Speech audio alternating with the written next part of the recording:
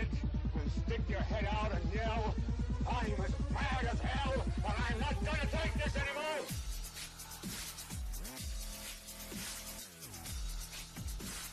First, you've got to get mad. I'm as mad as hell, and I'm not gonna take this anymore! First, you've got to get mad.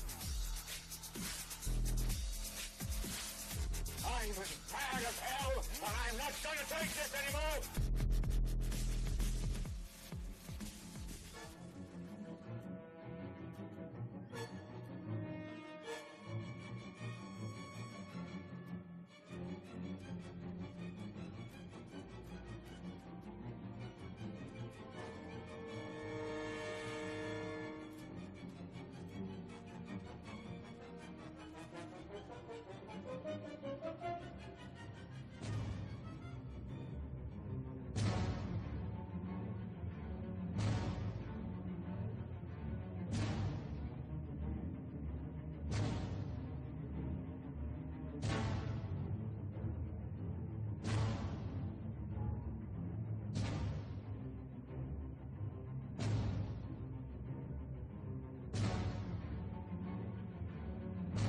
George Bush, dressers up. Right here. We got him on tape. Let's send that spell over. Oh!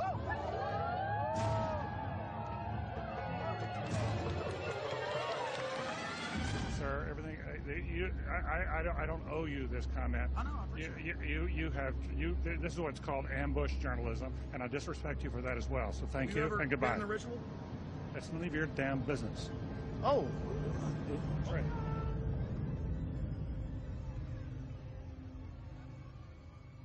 Our story begins in Northern California over 100 years ago, when locals began to spread rumors of bizarre occult rituals being conducted in the ancient redwood groves of Sonoma County. As the decades passed, it became clear these incredible stories had a basis in truth, and their source was a 2,700-acre private club known as the Bohemian Grove. Then in a time period between the mid-1970s and the early 1990s, scores of reporters attempted to infiltrate the Grove. All attempts were unsuccessful. Grove security identified them, threw them out for trespassing, or in some cases, had the local police arrest them.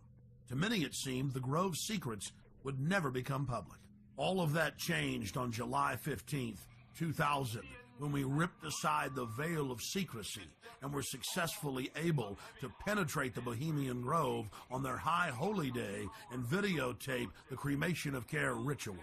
Our infiltration is chronicled in my documentary film, Dark Secrets Inside Bohemian Grove. A British documentary film company, World of Wonder, also covered our investigation.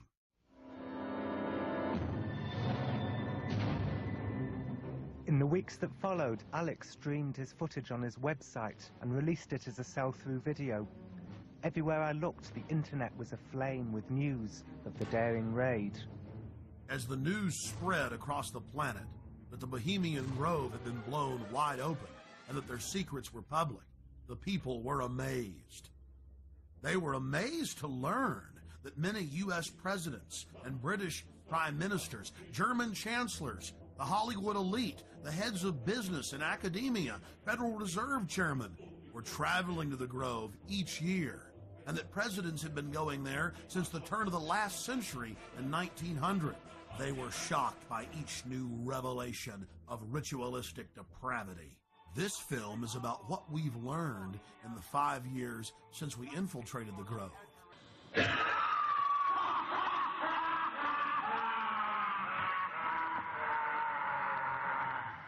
And it's about the response that we've gotten from Grove members, the press, and even local activists in the area who've been protesting the Grove for over 25 years. Finally, we learned that the Grove was only one chapter in a larger, worldwide secret society hell-bent on bringing in a one-world government. What would the people do if they knew that the majority of the leaders in the corporate world, as well as government, were deep occultists?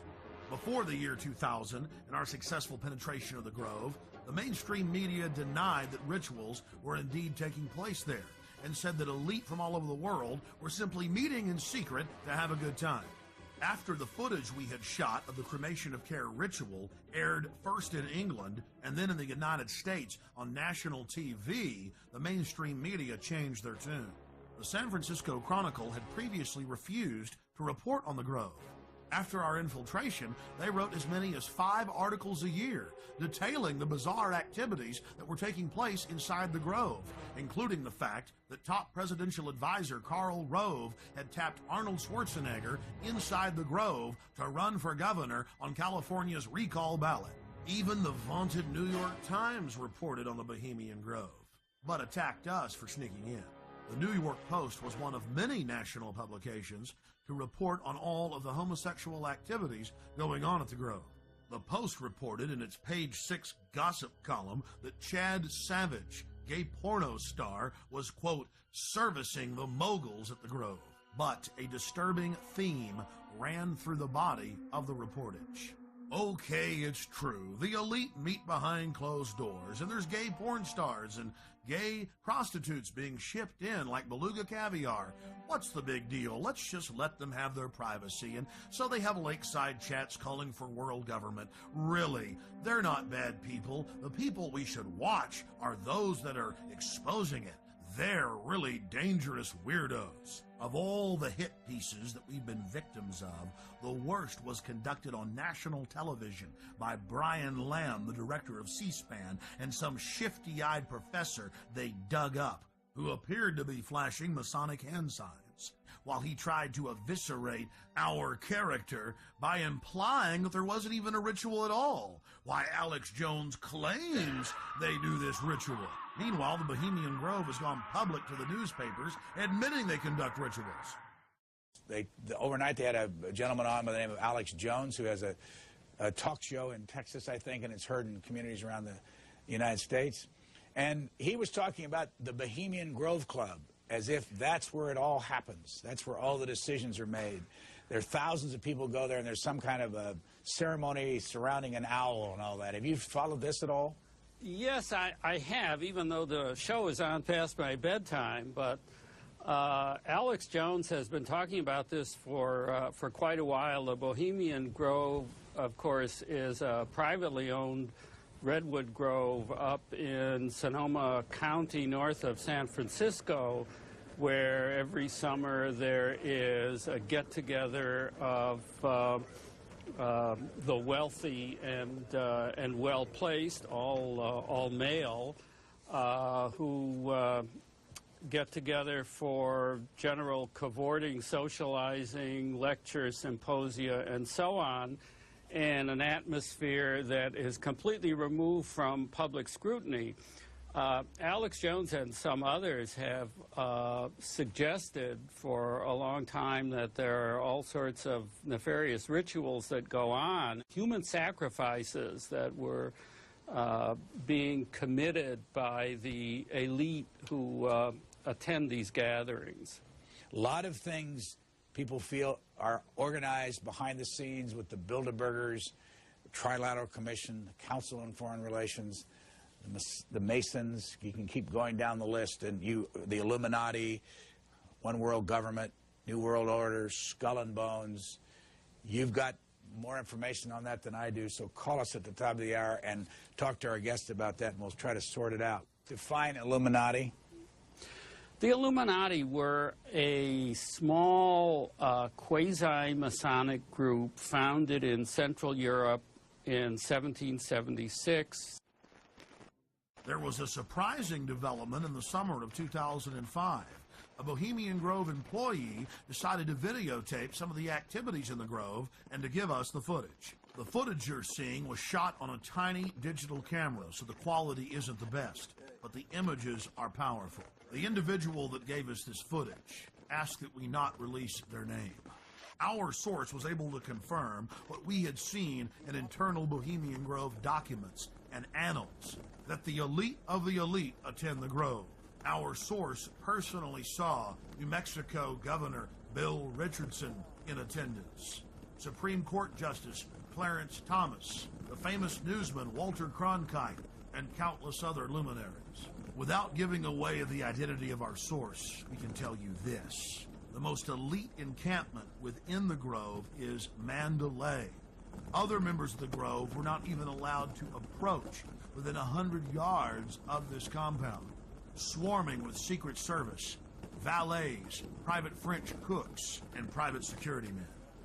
In the compartmentalized system of the New World Order, Mandalay is an elite within an elite at the very top of the pyramid's capstone.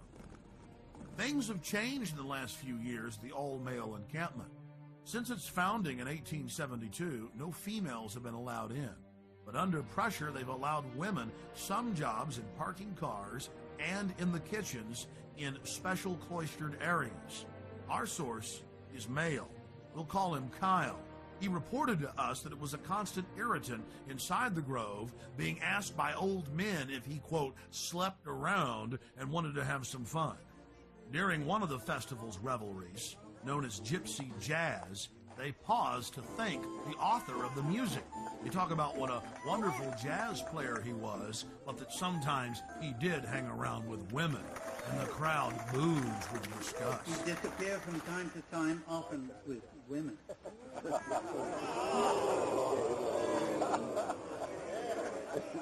He thought stealing was fun. The Grove's own internal annals brag that the Manhattan Project, or the plan to create the A-bomb, was hatched inside this building, known as the Chalet. The Strategic Defense Initiative, better known as Star Wars, was also the brainchild of Grove members and was born inside the Chalet.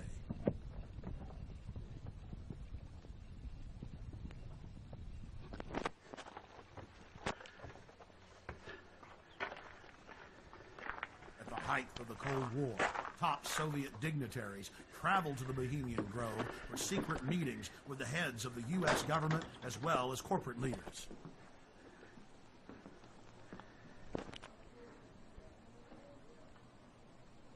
Our source worked at the Grove in the summer of 2004 and the summer of 2005, and he was able to obtain 2 program covers for the cremation of care ceremony, as well as a 2005 membership list, which reads like a who's who of U.S. and European elite. Former President Jimmy Carter, former President George Herbert Walker Bush, President Bush, Henry Kissinger, George Shultz. The list goes on and on. This is a video still of the sign at the entrance to the path to the Hillbilly Club where President Bush stays. Look at that happy little devil with his forked tail dancing and smiling and those sharp little teeth. Oh, it's so Christian. But again, President Bush had such a Christian name in Skull and Bones, Magog, or Satan's war leader. The Grove is dominated by Republicans, the supposed party of Christian conservative family values. But the Grove has its share of high-powered Democrats as well. It's also important to note that the Grove itself was founded in 1872 by West Coast journalists, and that the National Press Club adopted the iconography of the Grove for its Great Seal. There are 3 major icons used in the cremation of care ritual. Moloch, the owl idol, the curved staff carried by the high priest, and the eternal flame lamp, the Arabian-style lamp, which the priest uses to ignite his torch, which he then uses to burn the human effigy care. Here are video stills of the effigy after it has been burned on the altar in the morning. Many researchers of the global elite believe that real sacrifices are going on at the Grove.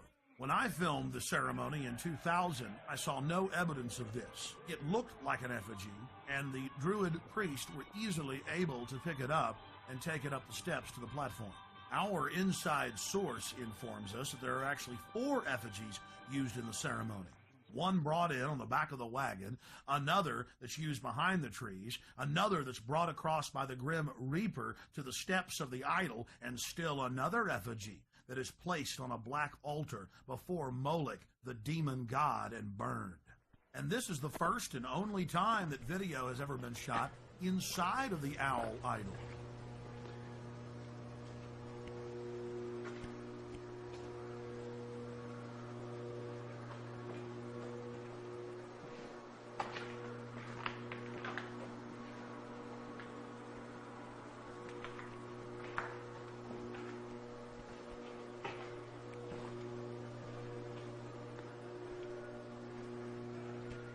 We can now confirm that the owl is metal with a stone facing. Leaning up against a wall is the metal skeletal remains of Care. Care, or the conscience of the group, is symbolized by a human body. All that remains is the metal skeleton. Our source informs us that the final effigy that is burned is made of a highly flammable material, and that the local fire department from Monterrey oversees this part of the ritual. That was an important piece of the puzzle, because in 2003 we traveled back to the Grove and talked to a lot of the locals who were mainly friendly. But when we talked to a couple of local firefighters who were with the Monterrey Fire Department and asked them about the Bohemian Grove, they got very upset and told us to turn our cameras off. Well, he was telling me about you know, it's like where the president goes and stuff. So we were gonna like talk to him, and then he's all Hey man, shut the camera off. Huh? More hidden video reveals some of the ritualistic cloaks worn in the ceremonies.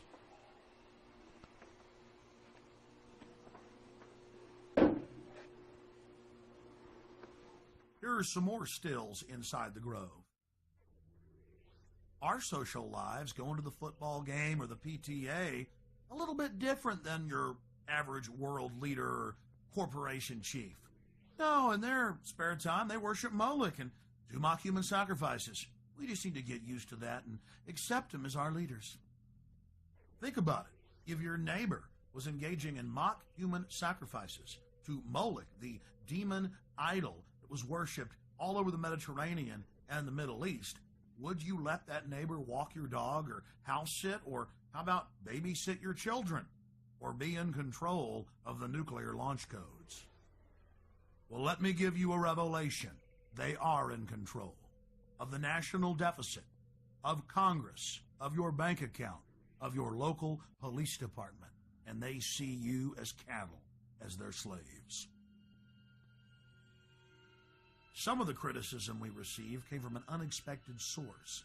Harry Shearer, star of Spinal Tap and the voice of Mr. Burns on The Simpsons. This is a get-together of very powerful guys. Harry Shearer played the role of apologist in a British documentary about the Grove. Mr. Shearer, who is also a member of the Grove, said that they're just having fun when they have the cremation of Care ritual, and that it's a men's party where they blow off steam. But Mr. Shearer didn't stop there. In 2002, he produced a full-length feature film and released it titled The Teddy Bear's Picnic. Mr. Shearer has told the press that his film is based on the Bohemian Grove. The owl of Bohemia is turned into a pelican. Care is transformed into time. The Druidic rites are interpreted to simply be nonsensical sophomoric activities. Oh, and guess what the plot of the entire film is? That they're trying to keep their rituals secret. And 2 employees have hidden video cameras and are about to blow their secret wide open. I wonder who they could be talking about. And I want to make an announcement for anyone who is parked across the street. Anyone who's parked across the street at the theater, on the theater grounds, you need to move your car.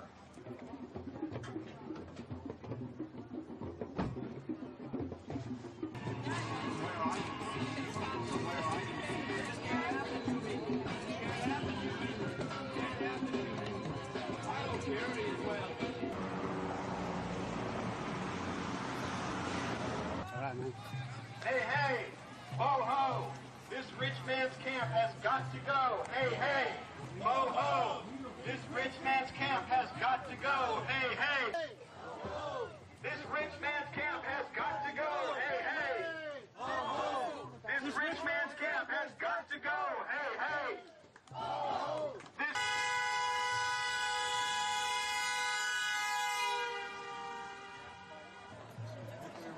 So, are you one of the Grovers? I'm just here.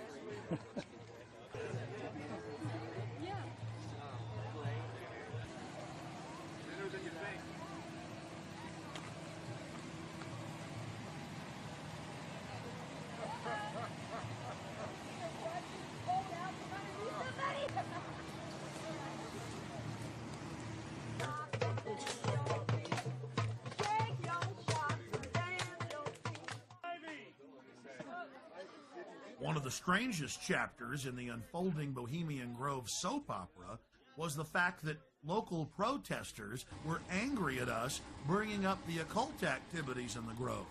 They said that we should only spend our time focusing on the political decisions that were made in the Grove.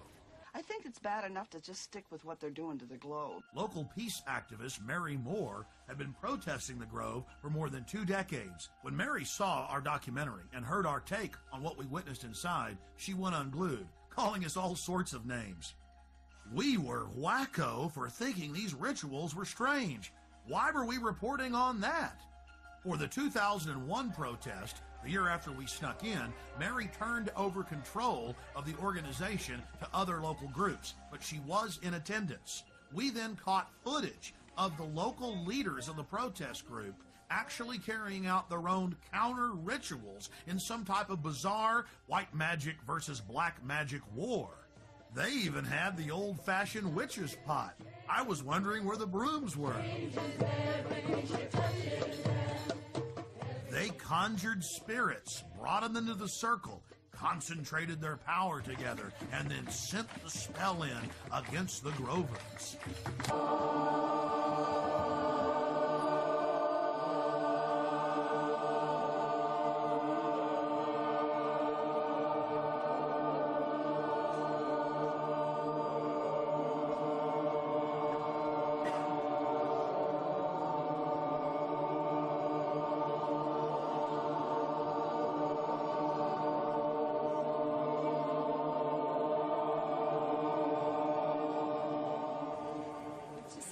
Circle of protection around all of us and around this place. Hail, guardians of the watchtowers of the East, spirits of air, spirits of changing winds, winds of change, be present here as we do this ritual. So mote it be. I call upon the primal fires of transformation and creation, the shining face of the Father and the molten core of the Mother. In their sacred union we stand. Sacred fires even now. Oh, spirits of the water, spirits of this beautiful river that runs past us. We feel you in our blood, moving through our body. Let us welcome you as we remember that we are one. Ho, spirits of the water. Oh, spirits of the water. May we not fear the dark place that we enter in order to learn from you, Mother Earth. Guardians of the North, be with us. So mote it be. A little too freaky for my taste. Yeah. A little too religious.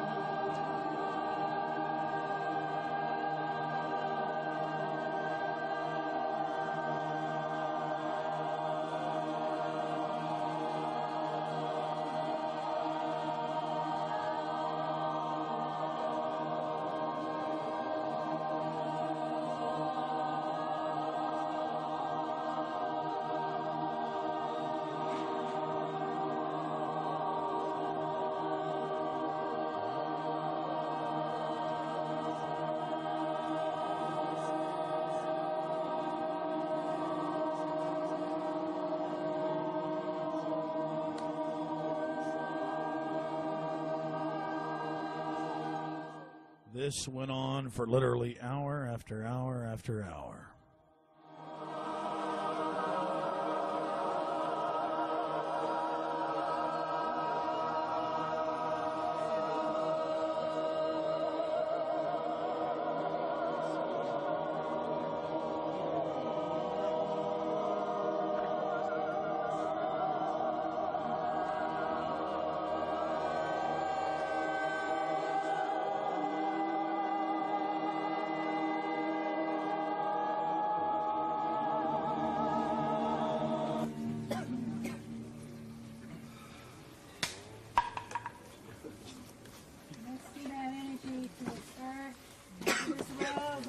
Drive across and do all the symbols we painted on it and into this water and into the rib mass of this piece of rib.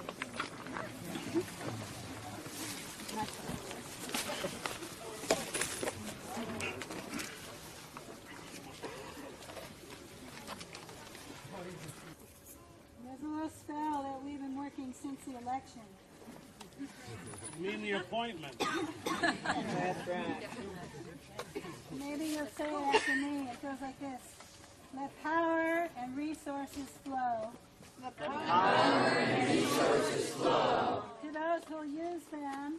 To those who will use them. For the good of the earth and her people.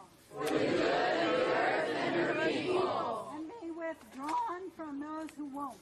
And be withdrawn from those who won't. Let's send that spell over into the...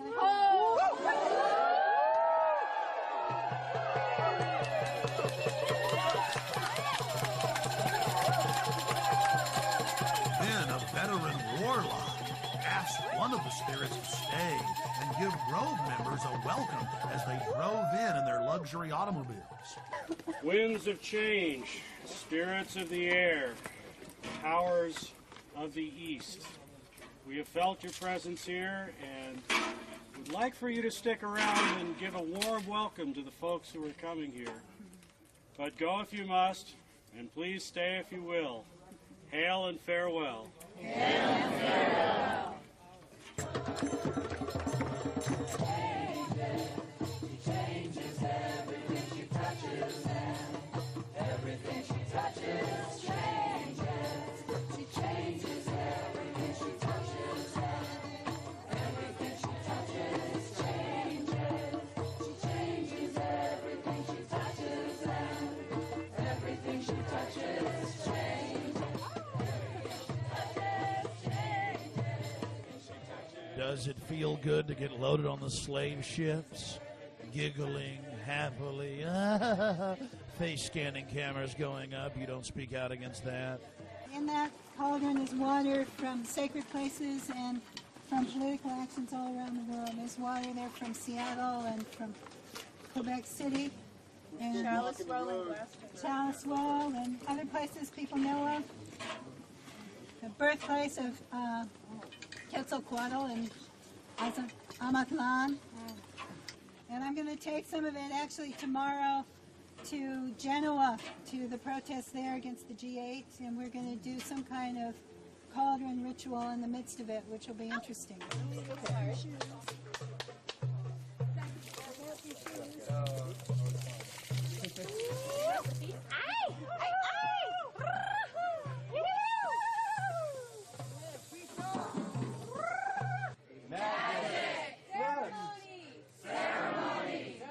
Now I'm beginning to realize why we're not supposed to talk about all the occult activities that are going on inside the Grove. It isn't magic or belief in magic that's the problem. It's not the occult. No, it's those evil right-wingers. And by the way, let's not mention all those top Democrats that are inside. It's pretty hypocritical. Now, to be fair, Mary Moore and many of the protesters were not involved in the ritual. But we did see leaders of the ritual directing the protest and moderating with police. The police even shut down the road so they could carry out their ritual. And to be fair, it wasn't just Western magic that was being practiced at the protest. There was a group there promoting Santeria. You know, that Caribbean voodoo practice, but they also mixed in some Aztec worship, so it was quite a grab bag of occultism. What is the purpose of the offering for the altar? What is that? Giving back to Mother, giving back to the earth. We just take, and consume. But today, we're asking everybody to give something back. So this is to return something to the earth, right? Yes. Yes. Yeah. Since by doing so, we resurrect care. Oh, okay. Okay, I understand. Thank you. Our investigator talked to a local NPR reporter who had had an interesting run-in with what we later learned was the Secret Service. Cool. I was alerted to very fancy cars standing in the side street here, and I walked up. The guy had his window down, and he had all kinds of fancy recording equipment on his seat next to him. And I held the microphone in, and I said, "Sir, we are curious about who you are. Would you please tell us who you are?" And he said, "Take your mic out of my car, lady, and step back." And I said, "Would you repeat that for broadcast?" And held it even closer. And that's all I could get out of him. And then he sort of tried to run over my toe. He turned his car around and disappeared in that direction. And people said he was on the bridge filming before. So he was somebody from the other side who was documenting this. Right, the wrong side. Okay. The wrong side, yes. In studying worldwide occult networks, in modern times and throughout history, we always run into the same data. Compartmentalized pyramidal structures with a bunch of well-meaning dupes at the bottom, managers in the central areas, and Luciferian death cult adherents at the top. In India, it is Kali. The Mayans and Aztecs' greatest gods were the gods of death. It was the same in Egypt and in Babylon, as well as Rome and ancient Greece. But what about those sweet little Hawaiians? Ah, you guessed it, throwing virgins into that live volcano. The god of death demands it, so the rest of us can live. The Druids would bash their children's brains out and kick them into a peat bog. Noblemen would willingly give themselves up to the Druidic priest to have their throats slit before they were thrown into fiery pits, known as bonfires today. Don't forget the European tradition of the Burning Man. Take your strongest man when times get tough, strap him into a huge wicker effigy of a human and torch him. That will make the gods bring back the fertility. That will make the gods bring life to the tribe. Death brings life. They call it creative destruction. But in reality, it is simply a tool of the elite to abuse, subjugate, and dominate their populations for their own good. We're looking at ancient propaganda.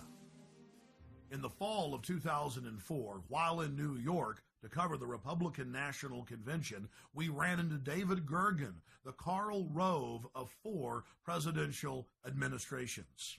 Okay, one last question. I read a Washington Times article many years ago where you had a comment about the organization, and then now it's been in the Wall Street Journal, it's been in a lot of different newspapers, and that's the Bohemian Grove. And back in, 1996, when you joined as a Clinton advisor, the Republicans were criticizing you, oh, what about Bohemian Grove? And then you countered them by saying, hey, I don't run around in the woods naked. What did that mean? Here is the before-mentioned Washington Times article where he said, I didn't run around naked like they do. I don't know what quote you're referring to. I'm not aware of any quote like that. Listen, I am a happy member of the Bohemian Grove. I like the folks who come there, and it's really inappropriate for me to talk about the group beyond that. Thank you. Have you been there for the ceremony with the cremation of care? Frankly, I don't think that's something I need to talk to you about. Really? That's right. Well, I'm Alex Jones, and I snuck in there in 2000. I'm the guy that blew it wide open and got the video. It's been on national TV. Well, I disrespect you for that. You do? I do. But it's a lot of big public officials going in there. Don't we deserve to know? I don't know anything about you, and I don't know anything about your film. But if you go in there with an understanding, you violated that understanding by releasing that film, and I don't respect you for that. Really? But we have public officials. I'm sorry. You took an understanding when you went in there that you would not do that film. And did you have an understanding when you went in there? No. Did you crash it? Yes. Yeah, and it has no trespassing signs there too, doesn't it? No, they put them up after. Oh, I'm I just sorry. walked in. I'm sorry, sir. I've been there before. I know what the circumstances are, and I'm sorry you violated the understandings. That was not a gentlemanly thing to do. But what about the ritual? Is the ritual genuinely?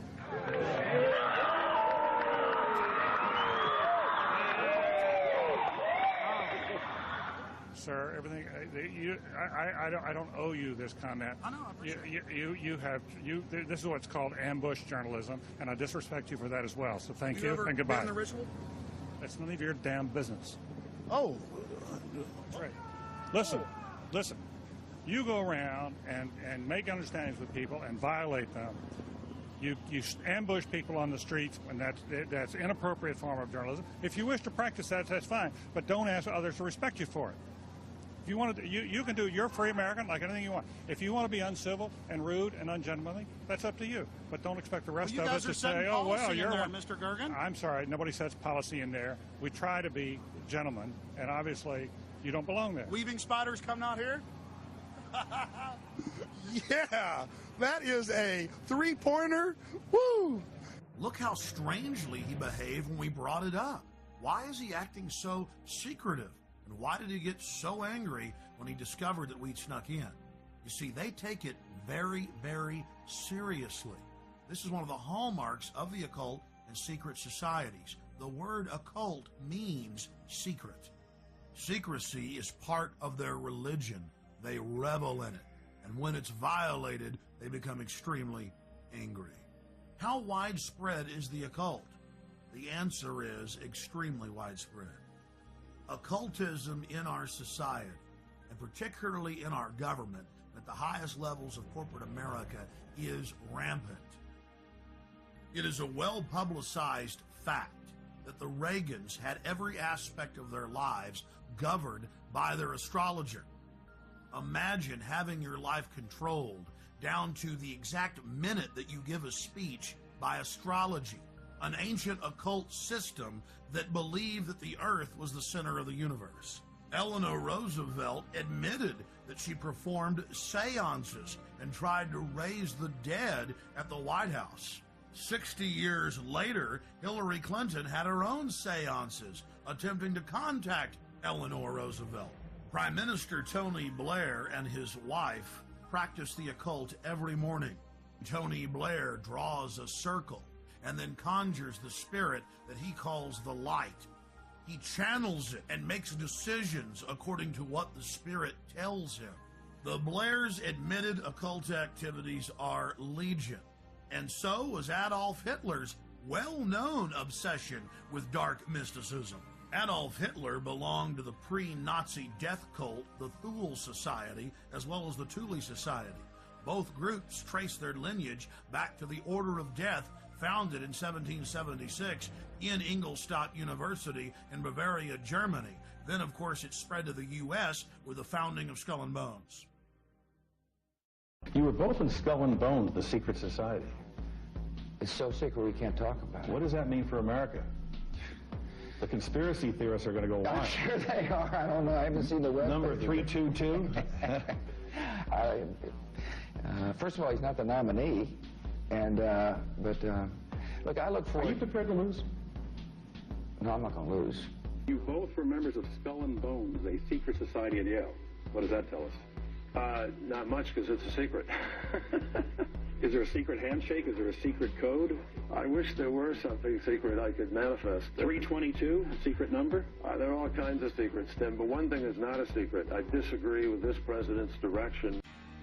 Aleister Crowley, who dubbed himself the Beast and the most evil man alive, was a fellow traveler with some of the most powerful people in British society, including prominent royals. The Church of Satan, the Temple of Set, the OTO, the Golden Dawn, Skull and Bones, Bohemian Grove, the Blue Lodge, the Scottish Rite, the 33rd Degree. It seems like there are hundreds of different occultic groups, but all they are different denominations in the same religion, the Egyptian and Babylonian mystery schools. Albert Pike, who was the supreme Grand Mason of the entire world, founded the Ku Klux Klan. But you don't hear Jesse Jackson calling for his statue to be removed in Washington, D.C. Why is that? Because Jesse Jackson is a 33rd degree Mason. Now, don't get me wrong. Most Masons are what high-level occultists call porch Masons or outsiders. They themselves are considered neophytes by those in the inner circle or those nearer the top of the pyramid. They're compartmentalized. They believe that their great work, as they call it, is to help society. But in reality, they're being controlled and manipulated. The Knights of the Secret Circle. The Knights of the Golden Circle. This is what high-level KKK members call themselves. But even low-level KKK members do not understand that the KKK itself is part of a larger Masonic organization. Most Masons detest the Klan, but they've never looked on their own temple walls at the paintings of Albert Pike that adorn them and asked themselves why the founder of the Klan is hanging in their temple. This is the power of hidden in plain view, a favorite trick of Luciferians. Where did this dark thinking start? This black spirituality? The central thread goes back to ancient Egypt and Babylon with the mystery schools. They knew that knowledge is power, and so secret societies were formed to guard the secrets of medicine, architecture, government, agriculture. Secret societies are nothing more than the first intelligence agencies. Knowledge had to be guarded, but over time, elites abused their control of the knowledge and used it to dominate their populations. And the same sciences of control are being used today. That's why the elite today relishes secrecy. They know that it is the fount of their power. They seek to dumb down the population, not just to hoard their secret knowledge to make us even more mindless, more domesticated, like braying sheep to the slaughter. Their religion is the science of sophistry, the science of the con artist, the science of the despot, the dictator, the tyrant, the controller, the charlatan, the liar. They come to kill, steal, and destroy. They are parasites. They are anathema to free, dynamic human societies. Know your enemy. Stand up for love and life and family and resist the New World Order and the Babylonian slave state our enemies are attempting to construct.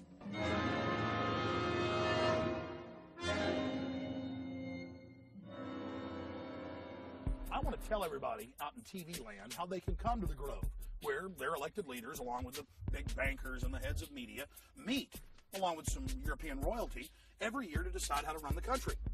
You can fly into San Francisco, or you can fly into Santa Rosa. You can even fly into Sacramento, and you just drive out to Highway 101. You take Highway 12 out west towards the coast. You get about 10 miles out from the coast, right outside the little town of Monterey.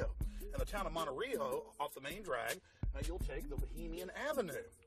And it dead ends right here at the 2,700-acre Redwood Grove entrance, where your world leaders, among other things, set policy for much of the planet and dress up in black and red robes and worship, Moloch.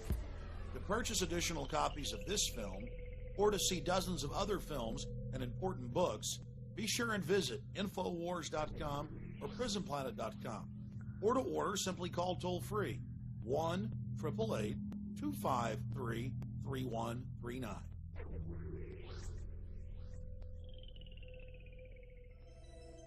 Hey guys, get your cameras on. Yeah, what's going on? I've almost been arrested 3 times every day, anywhere in the city, videotaping anything. It is an absolute nightmare. And we're looking for patriots that know what the Bill of Rights and Constitution says, and that can see all of this and know that it's a fraud. 4 planes in 2 hours! How can that be? A cop on 9/11 said that it was going to come down. I don't know how he knew that. On the morning of 9/11, the CIA was running a drill of flying hijacked jets into the World Trade Center and Pentagon. Building 7 is further away from the towers and was not hit by planes. So if your building's owned by Larry Silverstein, It collapses because he's got a big fat insurance policy. And the Project for New American Century said that we need a terrorist attack on the Order of Pearl Harbor to get the American people behind a war. Prescott Bush, he did a number of things that were not only anti-American, but were pro-Hitler. A lot of people aren't going to know what I don't really know what it is. Why don't you talk about NORAD standing down, Michael? Why not the really hardcore 9/11 issues? Thank you, and goodbye. That's none of your damn business.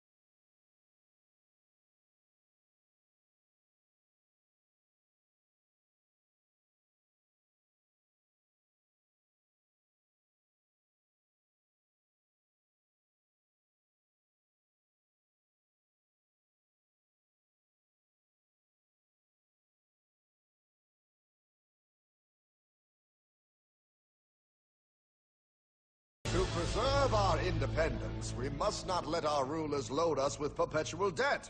We must make our choice between economy and liberty or profusion and servitude. I place economy among the first and most important of Republican virtues, and public debt is the greatest of the dangers to be feared.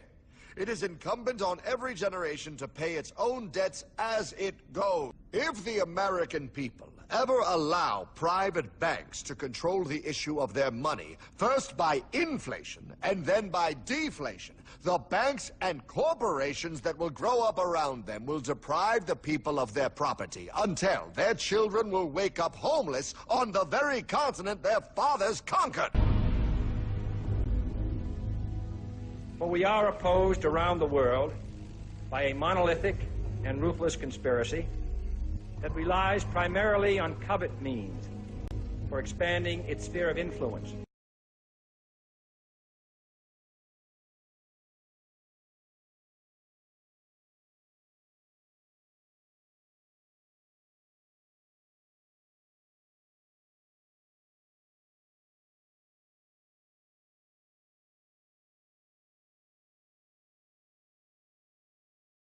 What's happening? Where am I? I believe perhaps you understand now, pal, but you are afraid. JFK. Hartman, what does this have to do with my house and my dog? Oh, okay, that's enough. I want to go home now. This is the last president to stand up to the Fed. You must see. On June 4, 1963, President Kennedy signed Executive Order 11110. This executive order empowered the U.S. Treasury to issue real money without the Fed. It would have worked. Kennedy's plan to dismantle the Federal Reserve machine had begun. 6 months later, John F. Kennedy went to Dallas and never returned. No way. No way they could do that. The new president, Lyndon Johnson, threw out Kennedy's order. And since JFK, no president has dared confront the secret powers behind the Federal Reserve. They consolidate bigger and bigger banks, print more and more money, accountable to no one, decimating our nation's wealth for the benefit of a few.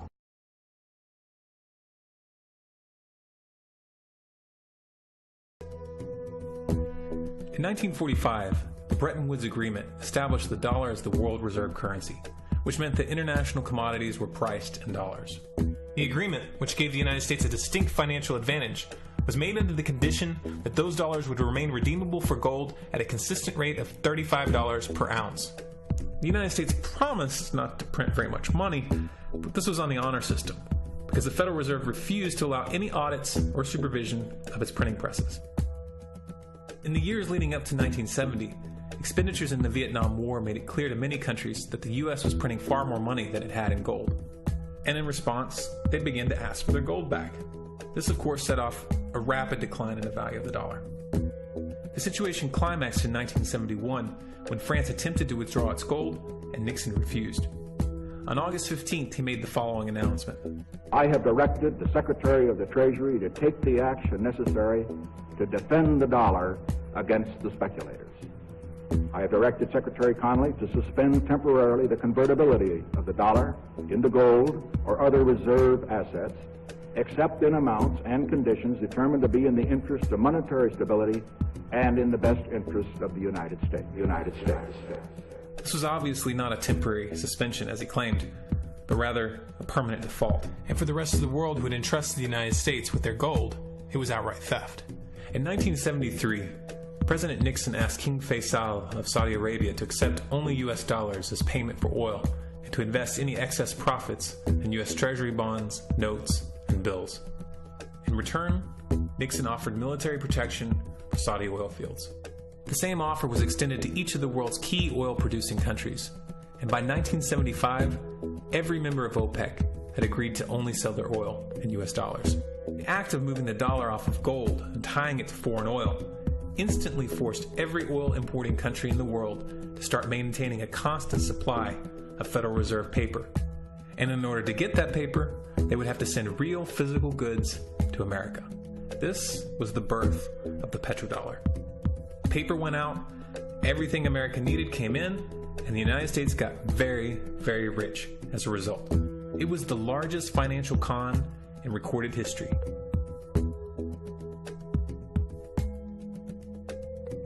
The arms race of the Cold War was a game of poker. Military expenditures were the chips, and the U.S. had an endless supply of chips. With the petrodollar under its belt, it was able to raise the stakes higher and higher, outspending every other country on the planet, until eventually U.S. military expenditures surpassed that of all other nations in the world combined. The Soviet Union never had a chance. The collapse of the communist bloc in 1991 removed the last counterbalance to American military might. The United States was now an undisputed superpower with no rival. Many hoped that this would mark the beginning of a new era of peace and stability. Unfortunately, there were those in high places who had other ideas. Within that same year, the U.S. invaded Iraq in the First Gulf War. And after crushing the Iraqi military and destroying their infrastructure, including water purification plants and hospitals, crippling sanctions were imposed which prevented that infrastructure from being rebuilt. These sanctions, which were initiated by Bush Sr. and sustained throughout the entire Clinton administration, lasted for over a decade and were estimated to have killed over 500,000 children. The Clinton administration was fully aware of these figures. We have heard that 500,000 children have died. I mean, that's more children than died in Hiroshima. And, you know, is the price worth it? I think this is a very hard choice, but we think the price is worth it. Miss Albright, what exactly was it that was worth killing 500,000 kids for? In November of 2000, Iraq began selling its oil exclusively in euros. This was a direct attack on the dollar and on U.S. financial dominance, and it wasn't going to be tolerated.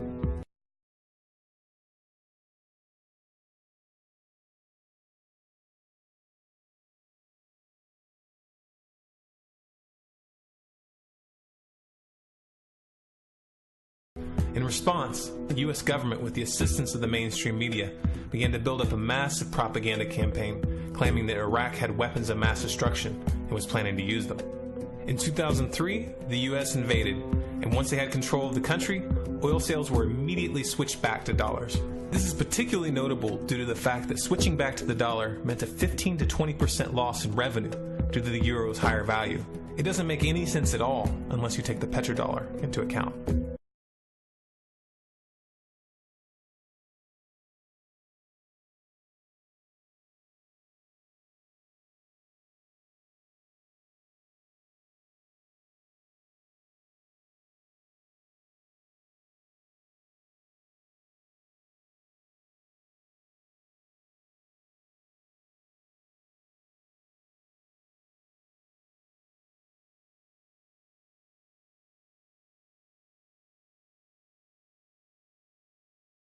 Every human on this planet is enslaved, whether they know it or not. This is not the crude and primitive slavery of ancient times. It does not rely on whips and shackles to keep the oppressed in their place. These tools have been rendered obsolete by much more sophisticated methods. That most of the enslaved are unaware of their condition and would in fact argue fiercely that they are free is a testament to the effectiveness of these invisible chains. You've heard the expression, money makes the world go round. There's truth in that. Money is the prime motive for human labor in modern civilization. If you want food, shelter, and clothing, you must have money. And unless you're part of that tiny minority that has more money than they could ever spend in their lifetime, then you must work, beg, or steal for that money. That's why you get up in the morning and go to work, even if you hate your job. And that's why the specter of unemployment is more terrifying for most people than the prospect of spending 50 years of their life performing menial tasks within the confines of a fluorescent-lit cubicle. Of course, in Western countries, some are fortunate enough to have pulled away from the brink and do not live in fear that their basic needs will be met, at least for now. And yet they keep spinning the hamster wheel. Why is that? Could it be because money and the bling that it buys have become symbols of status and prestige? Money offers an illusory form of social validation, but even those who are not caught up in distinguishing themselves by how much they accumulate still must acknowledge the social stigma that comes with poverty. The combination of these primal motivators, the need for food, shelter, clothing, and social validation, is a very powerful force. It's enough to drive humans to engage in all forms of activity, even to the point of harming themselves or others in the process. The accumulation of money is therefore an accumulation of social and psychological power, and those who control the creation of money control this power at its source. So who controls the creation of money? Well, in the case of the US dollar, it's not the government. This shouldn't be an earth-shattering revelation. The fact that the Federal Reserve is a private institution owned by a cartel of the world's most powerful banks is quickly becoming common knowledge. Even the mainstream media doesn't deny it at this point. However, the full extent of what this means is only clear when you understand how the banking system really works. And unfortunately, this isn't something we're taught in school. Once you have it explained to you in simple terms, you'll understand why. Every dollar in circulation is loaned into existence by a bank. The process begins with the Federal Reserve when they loan out money to the US government and to other entities.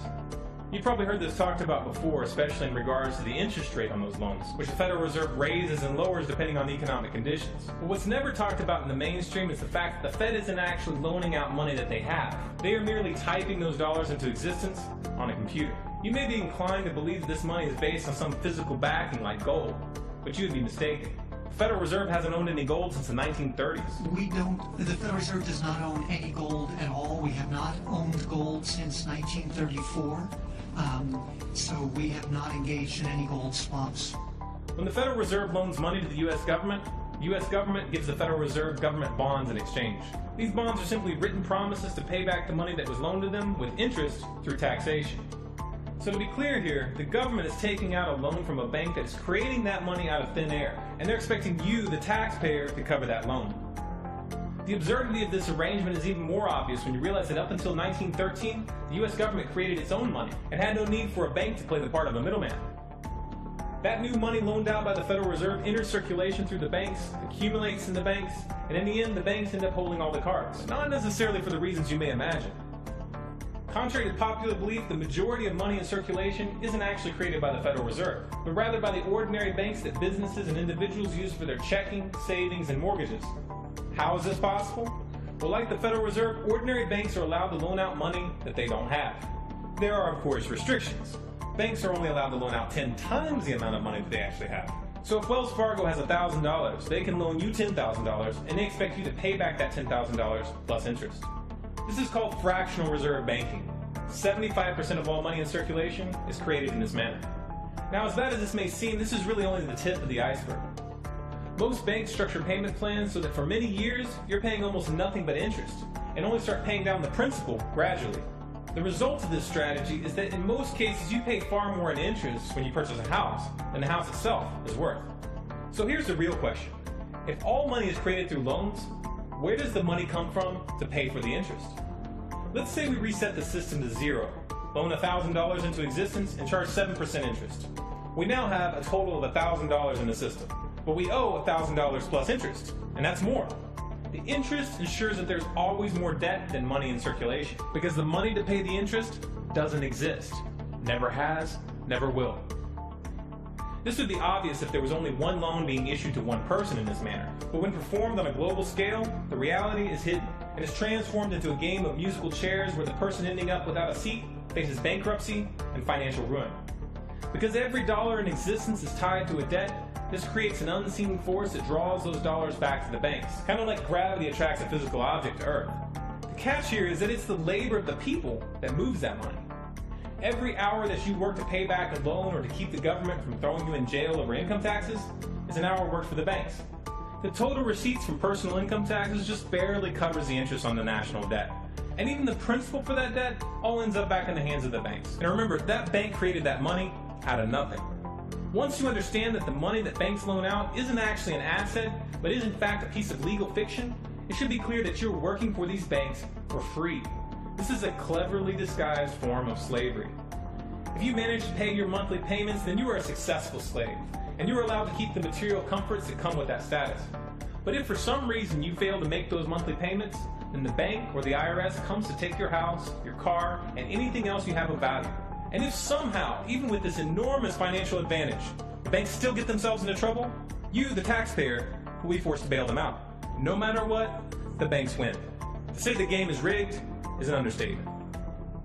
You might be inclined to think that if you live outside the United States and you don't use dollars, then this situation has no bearing on your life. But you would be wrong. The dollar is both the world reserve currency and the only currency in which oil is sold on global markets. This is often referred to as the petrodollar status. This means that wherever you live, whether your country is an oil exporter or an oil importer, you are affected. If your country is an oil importer, then you are affected by the fact that in order to keep your country running, you have to acquire dollars. To acquire those dollars, you have to send goods and services to the United States or to someone else who did. Likewise, if your country is an oil exporter, you are affected by the fact that you send your oil to the U.S. in exchange for this debt-based money.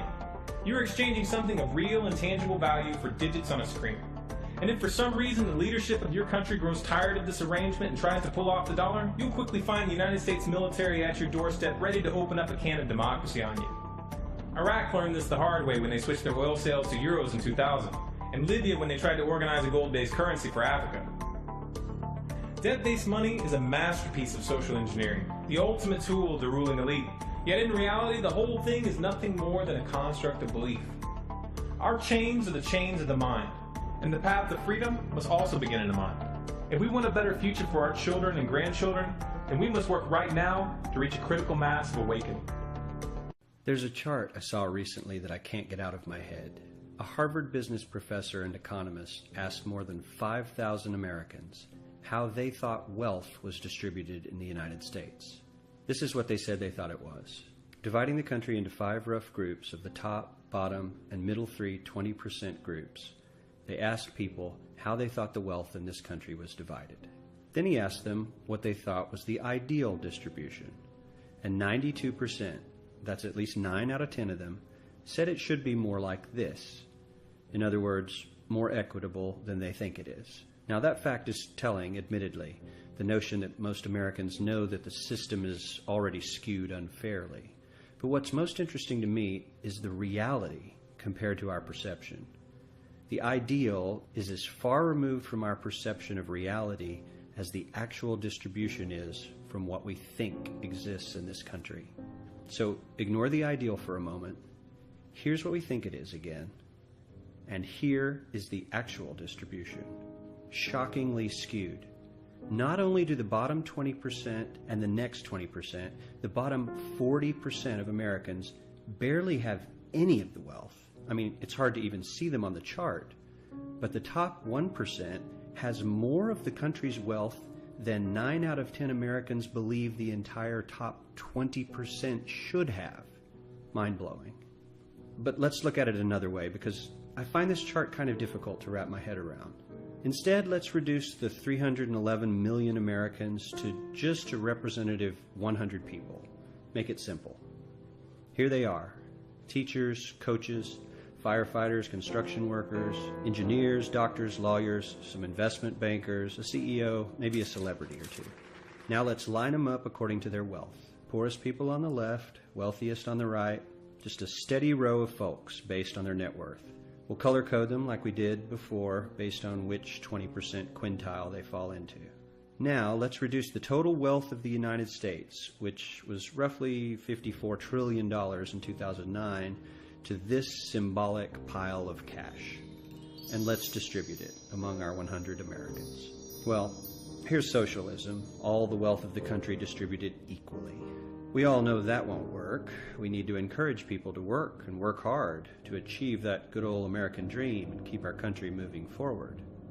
So, here's that ideal we asked everyone about. Something like this curve. This isn't too bad. We've got some incentive, as the wealthiest folks are now about 10 to 20 times better off than the poorest Americans. But hey, even the poor folks aren't actually poor, since the poverty line has stayed almost entirely off the chart. We have a super healthy middle class with a smooth transition into wealth. And yes, Republicans and Democrats alike chose this curve. 9 out of 10 people, 92%, said this was a nice, ideal distribution of America's wealth. But let's move on. This is what people think America's wealth distribution actually looks like. Not as equitable, clearly, but for me, even this still looks pretty great. Yes, the poorest 20 to 30% are starting to suffer quite a lot compared to the ideal, and the middle class is certainly struggling more than they were, while the rich and wealthy are making roughly 100 times that of the poorest Americans, and about 10 times that of the still healthy middle class. Sadly, this isn't even close to the reality. Here is the actual distribution of wealth in America. The poorest Americans don't even register. They're down to pocket change. And the middle class is barely distinguishable from the poor. In fact, even the rich between the top 10 and 20 percentile are worse off. Only the top 10% are better off. And how much better off? So much better off that the top 2 to 5% are actually off the chart at this scale. And the top 1%, this guy, well, his stack of money stretches 10 times higher than we can show. Here's his stack of cash, restacked, all by itself. This is the top 1% we've been hearing so much about. So much green in his pockets that I have to give him a whole new column of his own, because he won't fit on my chart. 1% of America has 40% of all the nation's wealth. The bottom 80%, 8 out of every 10 people, or 80 out of these 100, only has 7% between them. And this has only gotten worse in the last 20 to 30 years. While the richest 1% take home almost a quarter of the national income today, in 1976, they took home only 9%, meaning their share of income has nearly tripled in the last 30 years. The top 1% own half the country's stocks, bonds, and mutual funds. The bottom 50% of Americans own only 0.5% of these investments, which means they aren't investing. They're just scraping by.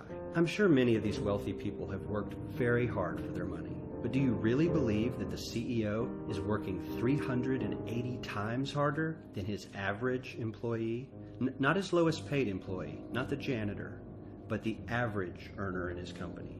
The average worker needs to work more than a month to earn what the CEO makes in 1 hour. We certainly don't have to go all the way to socialism to find something that is fair for hardworking Americans. We don't even have to achieve what most of us consider might be ideal.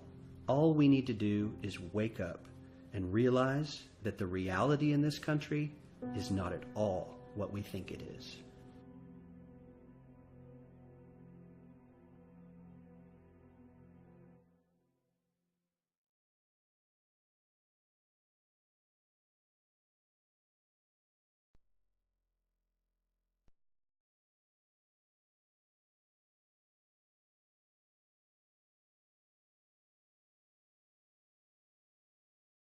Just how rich and powerful is Lord Evelyn Rothschild?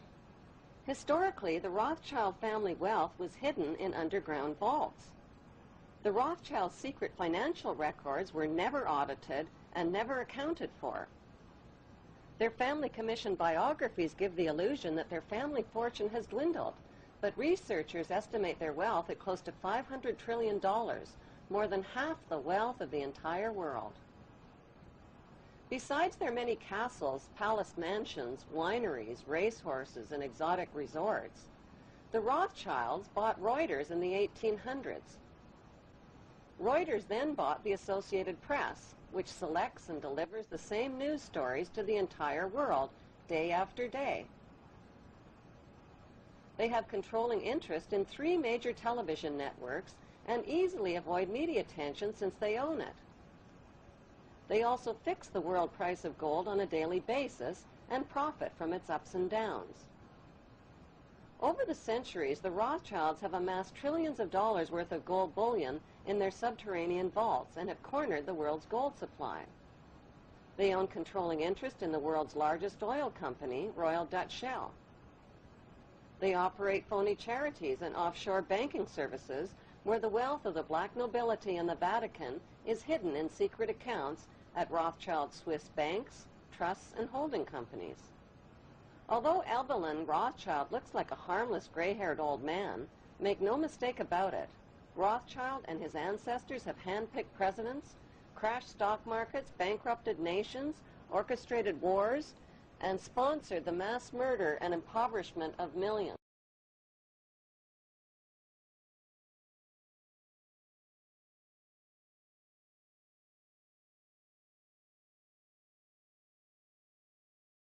Review time, partner! And breaking news. To all of you who don't like conspiracy theorists, all of y'all who don't like truthers, who want to call truthers crazy, your fun is over. Those days of you having the illusion of credibility are over. The truth prevails over your ignorance. The truth is universal. You can try to say, oh, truthers are white supremacists. How does that work? Whatever you want to say. You've been demonizing 9/11 truthers all these years. You're demonizing Sandy Hook truthers. Well, if it was a real conspiracy, don't you think the media would talk about it? Don't you think it would be on the front page of the news? Don't you think? Well, if it was a real government conspiracy, why do you think they would let that be on the news? Because you know the news stations are bought and paid for. You know the news, they read off a script, right? You know the news reporters do that, right? No, you don't know that? No, I trust my news. They are more credible than you. You are just some truther. I watch the news and I get informed. You get informed, don't you? Those reporters, they give you exclusive information. It's the 3rd time I've said that. I'll probably say it 3 more times. See, in my line of work, you got to keep repeating things over and over and over again for the truth to sink in, to kind of catapult the propaganda. Now, you don't need us to tell you that gas prices are back on the rise. Well, if you filled up your gas tank lately, then you don't need us to tell you that gas prices are back on the rise. You don't need us to tell you that gas prices are back on the rise. You don't need us to tell you that gas prices are back on the rise. You don't need us to tell you that gas prices are back on the rise. You don't need us to tell you that gas prices are back on the rise. You don't need us to tell you that gas prices are back on the rise. You don't need us to tell you that gas prices are back on the rise. You don't need us to tell you that gas prices are back on the rise. You don't need us to tell you gas prices are back on the rise. You don't need us to tell you that gas prices are back on the rise. You don't need us to tell you that gas prices are back on the rise. You don't need us to tell you gas prices are back on the rise. You don't need us to tell you that gas prices are back on the rise. You don't need us to tell you gas prices are on the rise. I know. Mr. President, earlier this year you told us you had ordered your administration to cease and desist on payments to journalists to promote your agenda. You cited the need for ethical concerns and the need for a bright line between the press and the government. Your administration continues to make the use of video news releases, which are prepackaged news stories sent to television stations, fully aware that some or many of these stations will air them without any disclaimer that they are produced by the government. Comptroller General of the United States this week said that raises ethical questions. Does it raise ethical questions about the use of government money to produce stories about the government that wind up being aired with no disclosure that they were produced by the government? There is a Justice Department opinion that says these pieces are within the law so long as they're based upon facts, not advocacy. And I expect our agencies to adhere to that ruling, to that Justice Department opinion. This has been a long-standing practice of the federal government to use these types of videos. Agricultural Department, as I understand, has been using these videos for a long period of time.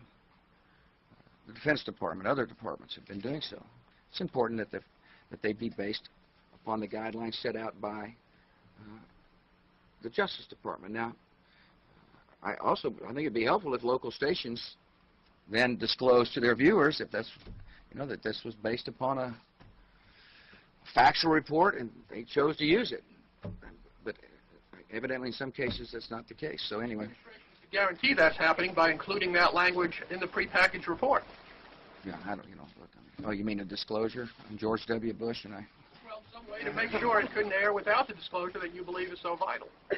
Ken, I mean, there's a procedure that we're going to follow, and the local stations ought to, if there's a deep concern about that, ought to tell their viewers what they're watching.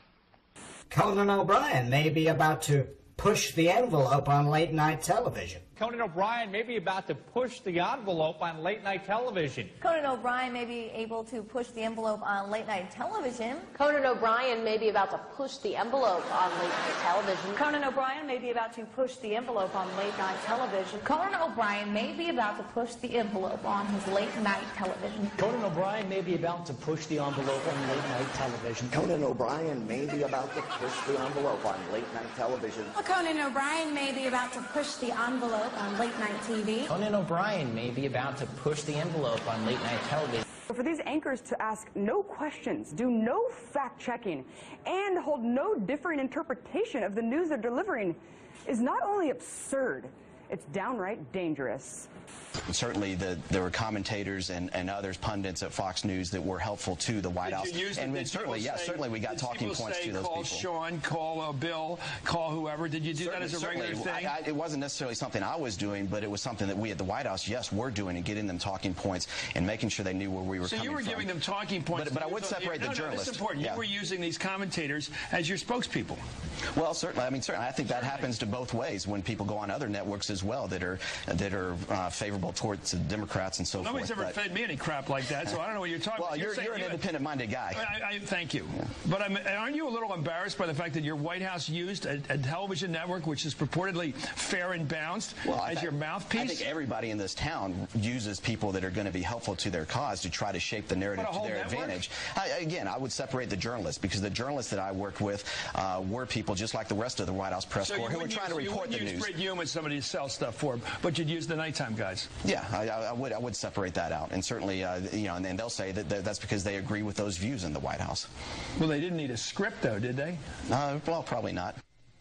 Economic factors may take some spring out of the Easter Bunny's step this year. In consumer news, economic factors may take some spring out of the Easter Bunny's step this year. Economic factors may take some spring out of the Easter Bunny step this year. Economic factors may take some spring out of the Easter Bunny step this year. Economic factors may take some spring out of the Easter Bunny step this year. Economic factors may take some spring out of the Easter Bunny step this year. Economic factors may take some spring out of the Easter Bunny step this year. Economic factors may take some spring out of the Easter Bunny step this year. Economic factors may take some spring out of the Easter Bunny step this year. Economic factors may take some spring out of the Easter Bunny step this year. Economic factors may take some spring out of the Easter Bunny step this year. Economic factors may take some spring out of the Easter Bunny step this year. Economic factors may take some spring out of the Easter Bunny step this year. Economic factors may take some spring out of the Easter Bunny step this year. Economic factors may take some spring out of the Easter Bunny step this year. Economic factors may take some spring out of the Easter Bunny step this year. Economic factors may take some spring out of the Easter Bunny step this year. Economic factors may take some of the spring out of the Easter Bunny step this year.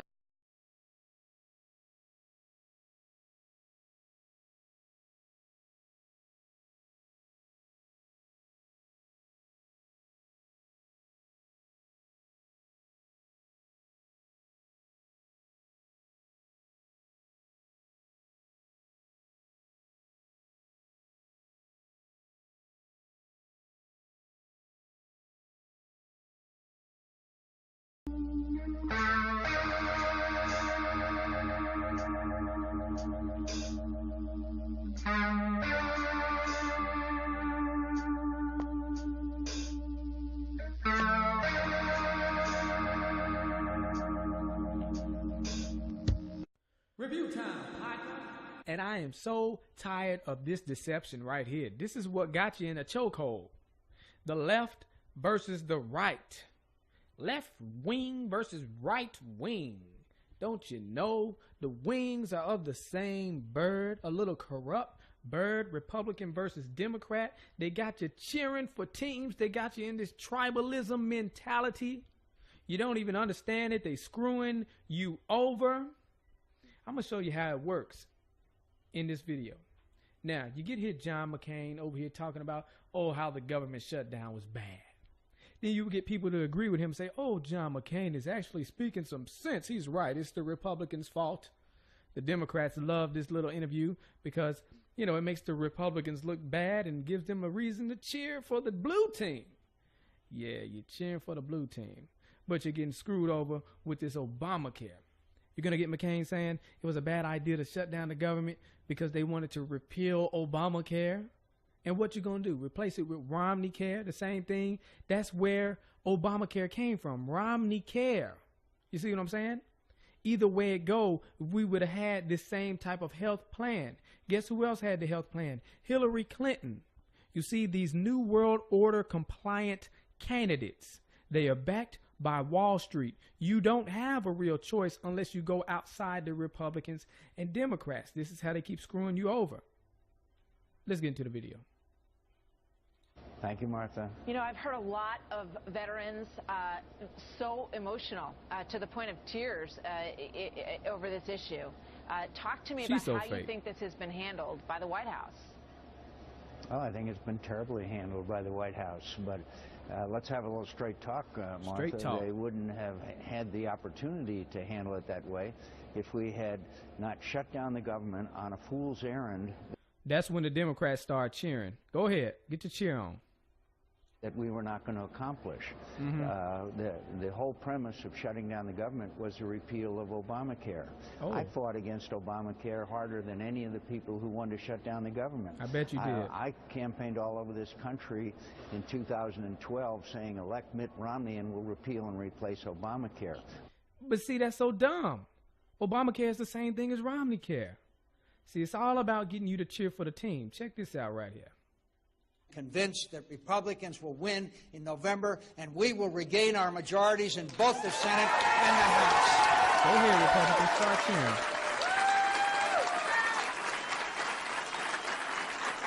Why are you blinking like that? Well, stop blinking like that. What's your problem?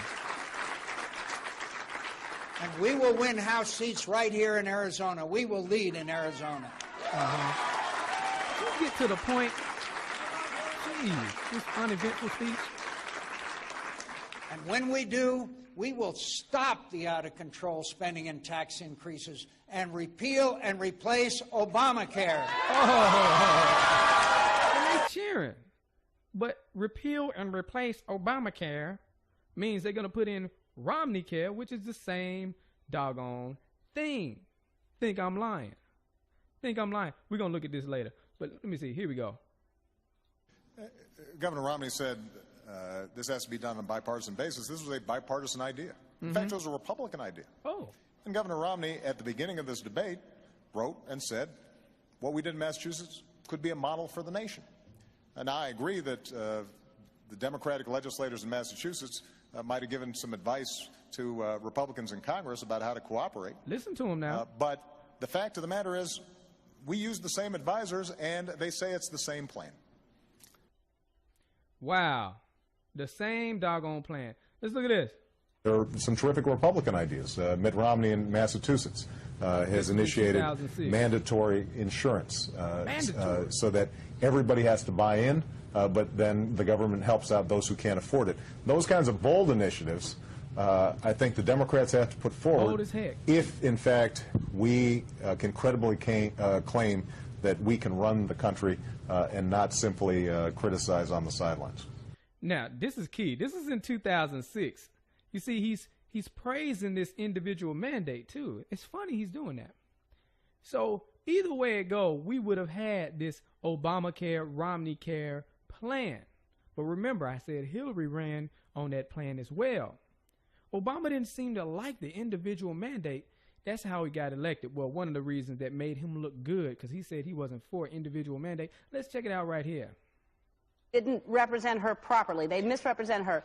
Did they, and what do you say about that? Well, obviously, I think that they represented her position properly, which is that she supported in the past NAFTA, which has been pretty hard on Ohio. And we've had an ongoing discussion about health care. Both of us want to provide health care to all Americans. There's a slight difference, and her plan is a good one, but... Slight difference. This is the slight difference he's talking about. Check this out. She mandates that everybody buy health care. She'd have the government force every individual to buy insurance. Which is what Obamacare is. And I don't have such a mandate because I don't think the problem is that people don't want health insurance. It's that they can't. No, I don't want it. I don't want health insurance. Afford it. So I focus more on lowering costs. And this is a modest difference, but it's one that she's tried to elevate, arguing that because I don't force people to buy health care that I'm not insuring everybody. Well, if things were that easy, I could mandate everybody buy a house, and and that would solve the problem of homelessness. It doesn't. Uh-oh, watch out, y'all. He might do that next. So there you go. Obama with his lying self. Y'all need to stop with this. You're over here arguing, acting like you're against Obamacare, you Republicans. And they're talking about repeal and replace Obamacare with the same thing. What the heck is your problem? Get out of this tribalism mentality. And people who would say, oh, we need Hillary Clinton. Well, she down for the same plan. It's the same thing. It's the same scheme. And why in the heck do we have a president who not only tries to sell us on a product, but forces us to buy it and penalizes us if we don't? Precisely because the product is good. I want the cash registers to work. I want the checkout lines to be smooth. So I want people to be able to get this great product. Who is this guy? I don't know, but he seemed like a nice old man. Nice old man. No, this right here is David Rockefeller.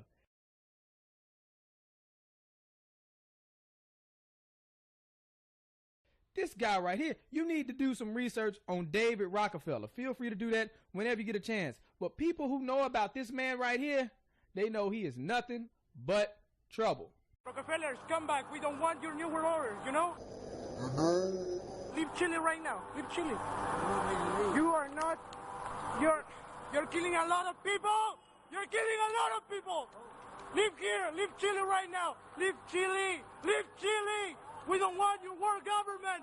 Leave Chile right now. Leave Chile, okay? Leave Chile. Your family is the most disgusting in the world, you know?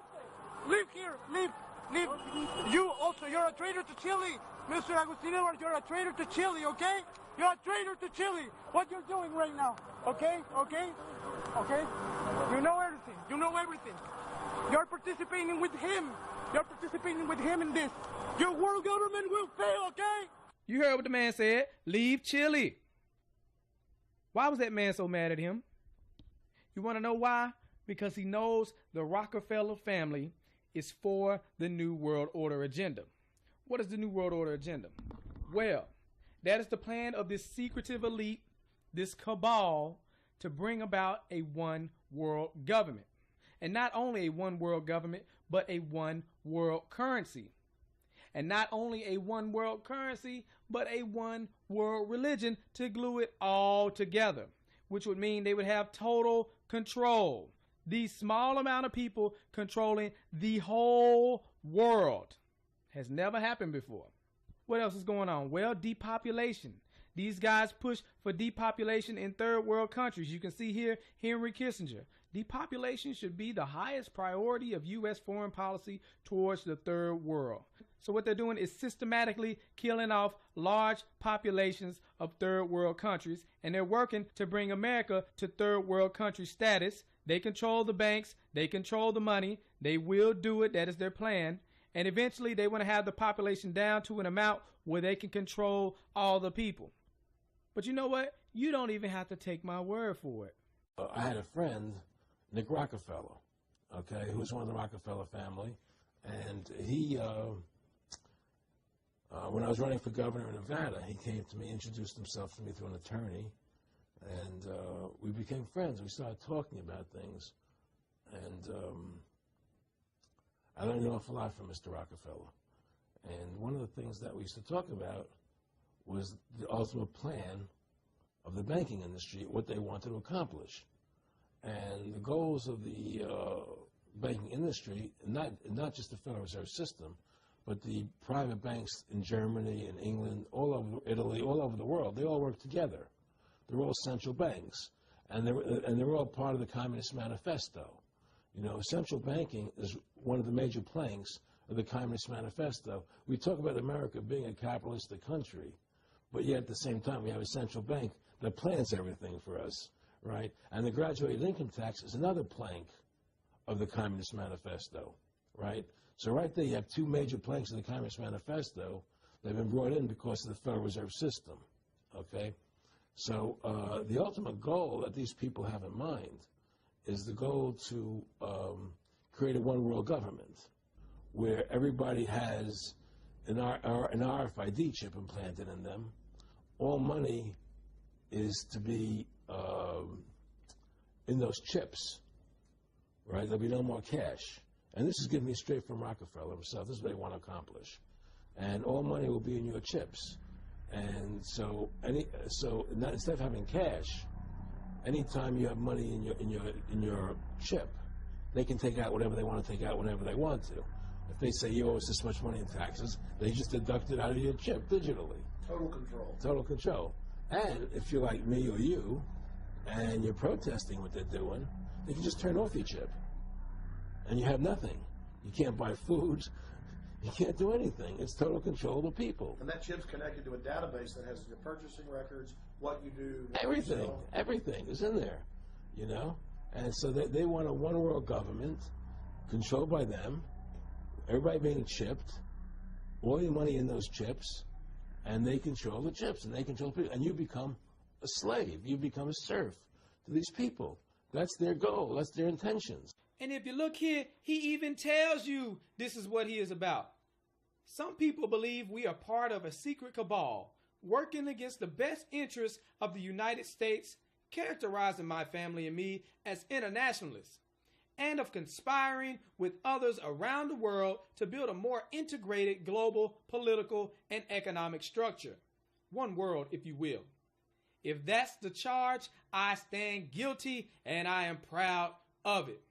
That's David Rockefeller telling you he wants this new world order. Well, he didn't say new world order. Oh, so you need him to say new world order. Okay. All we need is the right major crisis, and the nations will accept the new world order. See that? That's why you got to pay attention.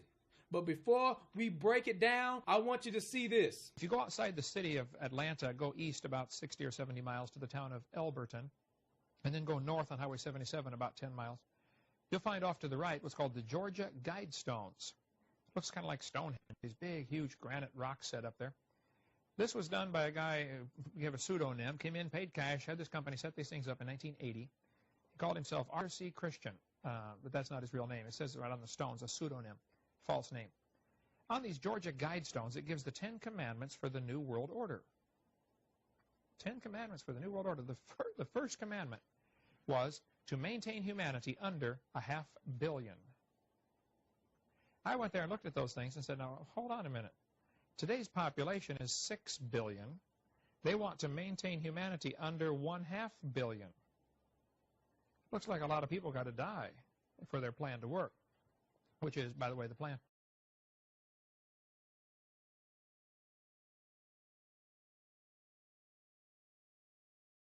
Jacques Cousteau said we'd have to eliminate 350,000 people a day. 1/3 million people a day would have to be eliminated to save Mother Earth. Bill Clinton said we need to reduce the population of the earth to 1 billion. There are a lot of folks who would like to reduce the population of the earth. The Bible command is quite the opposite.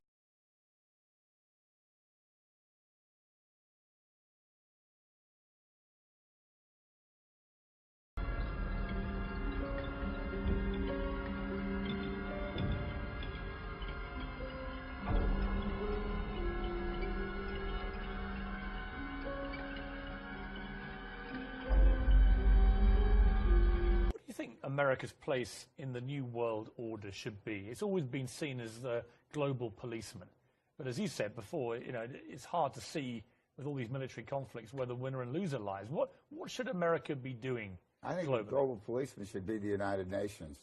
And I don't think we should need one. I think we should use courts the way we do in civilian life. It's time to put war and conflict, armed conflict behind us and move on and start acting like civilized, educated human beings. Oh, you're so civilized, Ted. Let's look at your quote. A total population of 250 to 300 million people, a 95% decline from present levels would be ideal. That's Ted Turner, founder of CNN and New World Order supporter. You see, he donated $1 billion to the United Nations. This man is down for the depopulation agenda. He wants a one-child policy for 100 years, yet he got 5 kids. And you got to pay attention, because these jokers will tell you that they selling out. And they do that just so it'll go over your head. So you'll be like, oh, well, they didn't really mean that. They're just being sarcastic. It's not that serious. But then at the same time, people be like, oh, well, I ain't going to believe that unless they tell me. He telling you right here. So we get Shaq admitting to the whole world that he's a Freemason and he is proud of it. What is going on there? That's a ring of my profession. You don't know nothing about that. Okay, well, can we get a close-up on that area? What? I don't know nothing about What is the profession? Yeah, which profession are Look you at that talking man. about? Woo, that man so happy. Is it a legal profession? Of course it's legal. It's a ring of my profession. I'm trying to read it. Okay. It's too many times. He's like, yep, I'm a Freemason. Ain't nothing you can do. Mason, are you a Mason? Of course. And all them jokers around him know what's going on. The secret ceremony. Well, you might as well put your pinky out when you drink your drink. Put your pinky out. You know, the secret ceremonies with the candles and the... Everyone wears... Anyway, the Clippers. The Clippers. But that is impressive, Mr. O'Neal. I don't have a championship. Anyway, so the Clippers. Oh, yeah, I have 4. 2 exactly. Those he doesn't wear. Those he doesn't wear. The Clippers. Yeah. As I was blinded by success. Look at that man right there. That's impressive. I'm blinded by success. See, they know what the deal is when you're a Freemason. You know, they get all these movie roles and all these deals. Matter of fact, Shaq was on Grown Ups 2. It's one of the worst movies I have ever seen. Oh my gosh. Terrible. Anyways, he on there. There go your boy Shaq. Shaq's a Freemason. You were both in Skull and Bones, the secret society. It's so secret we can't talk about it. What does that mean for America? The conspiracy theorists are going to go wild. I'm sure they are. I don't know. I haven't seen the rest. Number of it. 322? First of all, he's not the nominee. And, look, I look for... Are you prepared to lose? No, I'm not going to lose. You both were members of Skull and Bones, a secret society at Yale. What does that tell us? Not much, because it's a secret. Is there a secret handshake? Is there a secret code? I wish there were something secret I could manifest. 322, a secret number? There are all kinds of secrets. We had a worldview. Republican and Democratic presidents alike, from Harry Truman to George Bush, stood for freedom and stood for certain propositions that would make America strong and healthy and grow the middle class and shrink poverty and stand against communism. And after 1989, President Bush said, and it was a phrase that I often use myself, that we needed a new world order, and instead it looks like we got a lot of disorder. Of its founders. We have before us the opportunity to forge for ourselves and for future generations a new world order, a world where the rule of law, not the law of the jungle, governs the conduct of nations. When we are successful, and we will be, we have a real chance at this new world order, an order in which a credible United Nations can use its peacekeeping role to fulfill the promise and vision of the UN's founders. Bring it right back to David Rockefeller. All we need is the right major crisis, and the nations will accept the new world order. So they're going to bring out a problem, and then they are going to offer a solution. One of their plans is to devalue the dollar so that it barely has any buying power.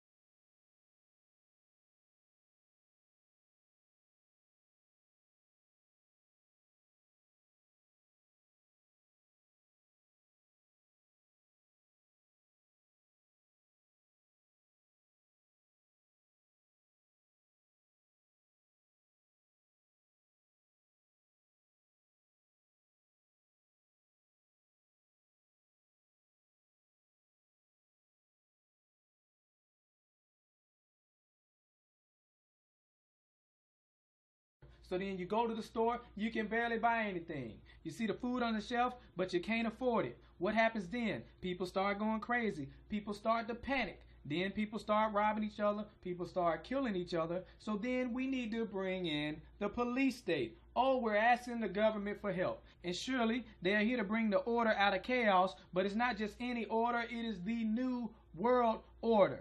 And not only that, but they're going to bring about a one world currency to replace the old currency, and then they're going to bring it into a cashless society where you got to get the chip. All your money being on the chip. And also to glue it all together, the one world religion. Where these sellouts come to play, they are new world order compliant. They are here to sell you the agenda. They're going to let you know how cool it is to get a microchip in your arm. Some of y'all might think it's cool, but I know a lot of y'all don't like this type of stuff. So I'm just making sure you are aware of their agenda.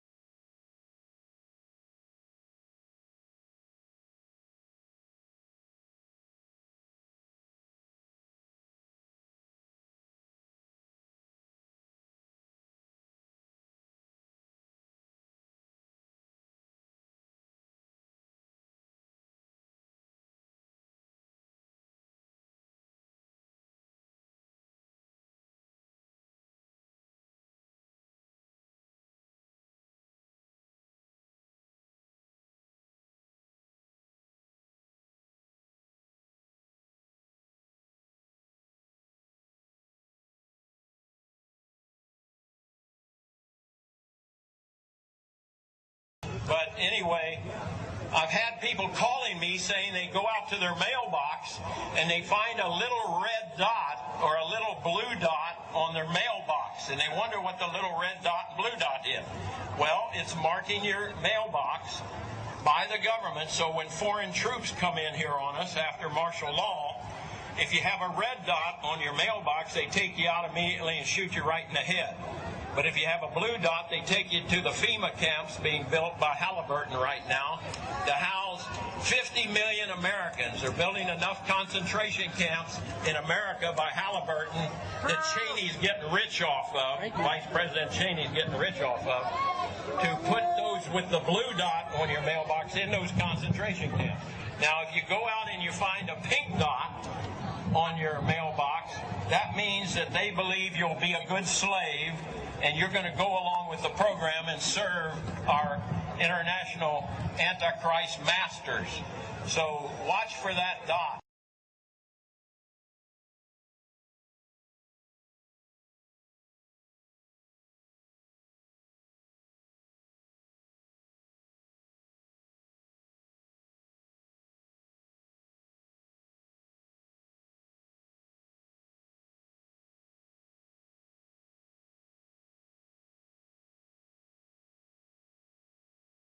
Listen to this, folks. I was pulled to the side road, which was a new cut gravel dirt road in front of a business, a builder's supply business. And the right side of the road was filled with, which I thought was portable toilets. I never looked at them that close. same in color, maybe black, but which was an odd color. And I asked him about the field of black boxes. What were they? Because I'd never seen anything like that. And his statement was that if he told me, I would be one of few people in Madison, Georgia, that knew about them. And he says they're disposable coffins, I believe he told me. And he says there's 100, at that time, he said there was 125,000 there.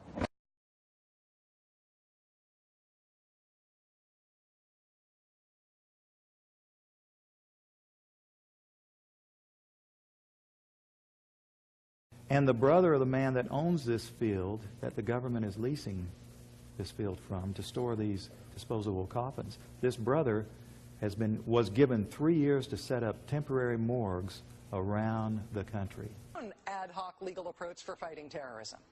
President Obama today proposed something new, something called prolonged detention.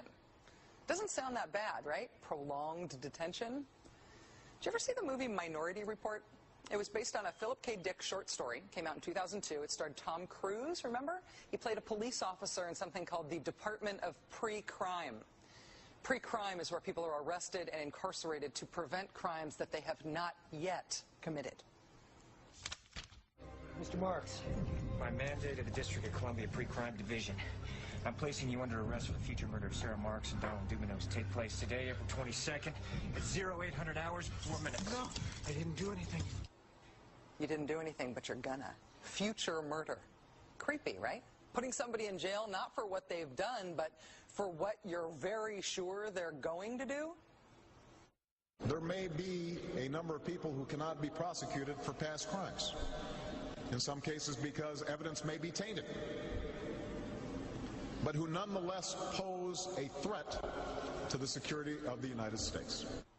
We're not prosecuting them for past crimes, but we need to keep them in prison because of our expectation of their future crimes.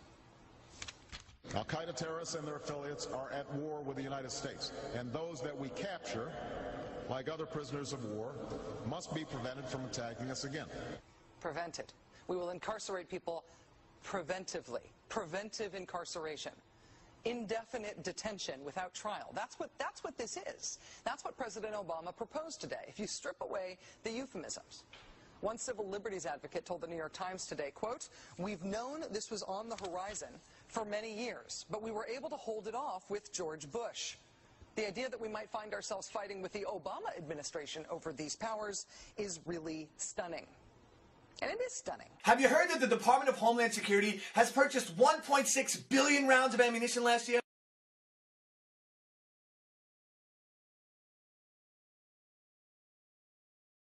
I mean, that's got to cost millions and millions of dollars. Correct me if I'm wrong, but isn't this country broke? I mean, you turn on the TV, you hear how we're laying off air traffic controllers, how people are going to die because of it. I mean, Harrison Ford is in a tizzy, and we're spending this much money on bullets? Do you know that 1.6 billion rounds of ammunition is enough to fight a 20-year war and still have bullets left over? My question is, who is the Department of Homeland Security planning to shoot? Do you realize that over the past couple of months, our government has tried to pass bills through Congress allowing them to arrest American citizens without due process, allowing them to kill American citizens without due process?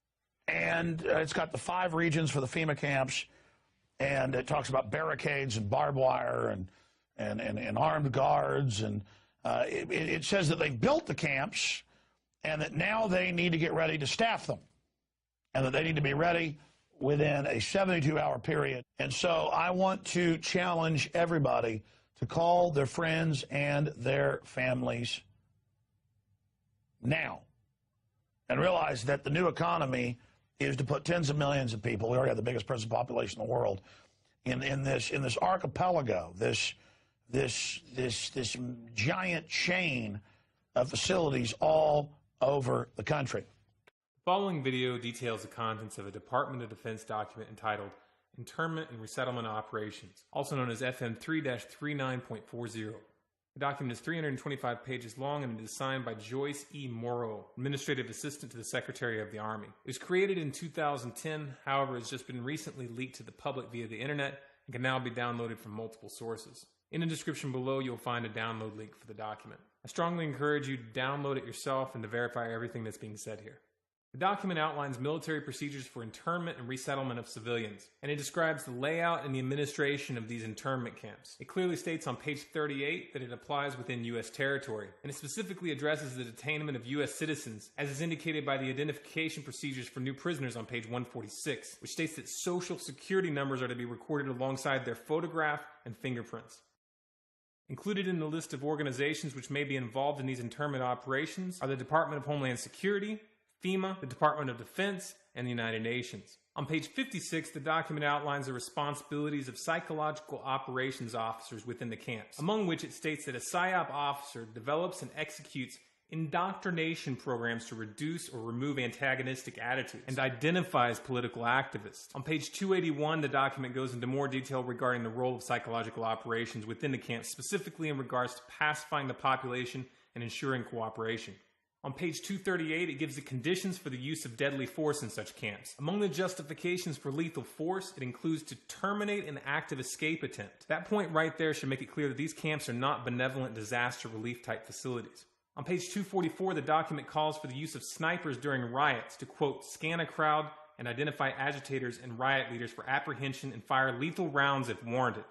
On page 260, it shows the basic layout for a facility focusing on detainment. It is depicted with interrogation areas, tribunal areas, and mortuaries. Each detainment facility is designed to hold 4,000 prisoners, and they are depicted with multiple levels of barbed wire separating compartments within the facilities, with a double barbed wire fence enclosing them, and watched over by 24 guard towers. On page 261, the document depicts the layout for what they call civilian resettlement facilities, which are designed to house 8,000 people.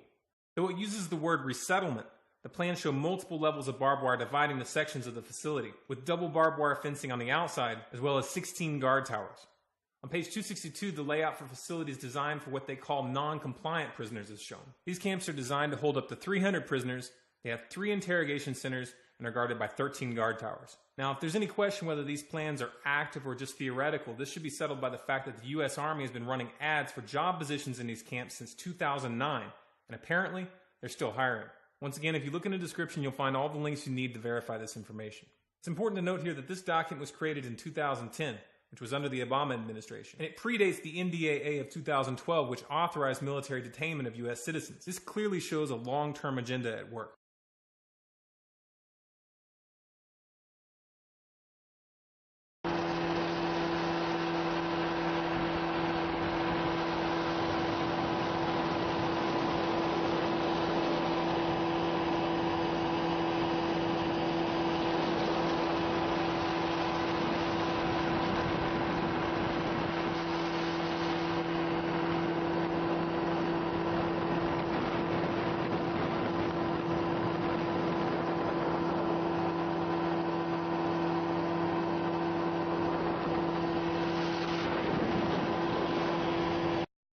He's saying he's a military police, and he says, and we've been sent footage before by military police and others, so I want this footage of them in briefings openly talking about gun confiscations.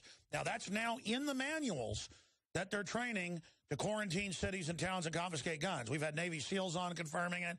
We have the documents. We know that. But footage, not just in some Army manual, but footage could really, really hurt the folks that are trying to covertly prepare the military for basically civil war.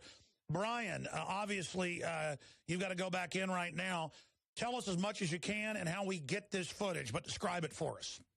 Okay, so I was in a briefing with FEMA. FEMA runs my old unit. I'm actually out now. I got out in September of this year. They were talking about suspension of the Constitution, Second and Fourth Amendment rights being taken away, and I openly asked them, are we going to take guns? He says no, but he says they will. It's clearly on the video. They will, talking about the FEMA guys with us. So that's the gist of the video. You could, I'm filming the floor because it kind of startled me when they said that they're going to suspend the Constitution under martial law, which is pretty scary to me. Essentially, yeah, pretty much at that time, your Second Amendment, or all your rights, First Amendment rights, pretty much everything is not that moment just interrupted. Yes. So you said that martial law suspends their Second Amendment, so I'm not going to, but would you say we would take weapons from people? Yes, we'll agree.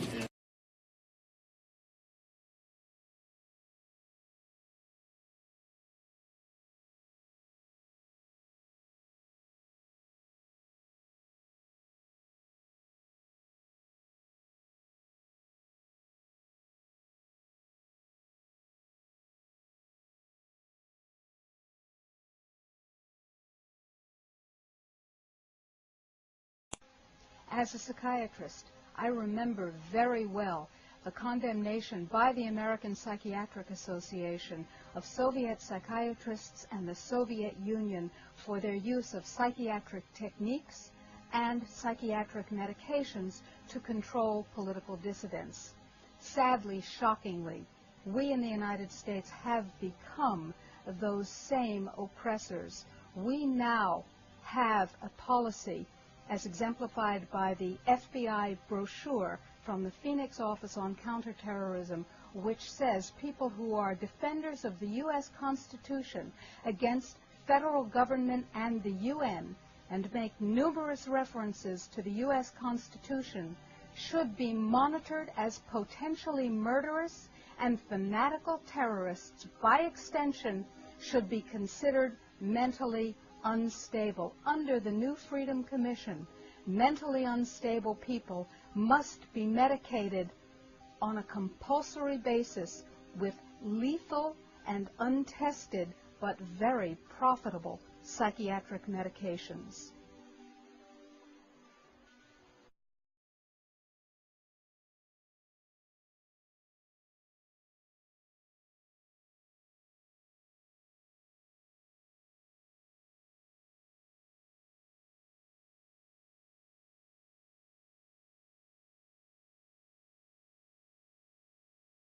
Department of Justice memo, which tells local police what should you be looking out for in kind of everyday terrorism prevention and terrorism watch activities.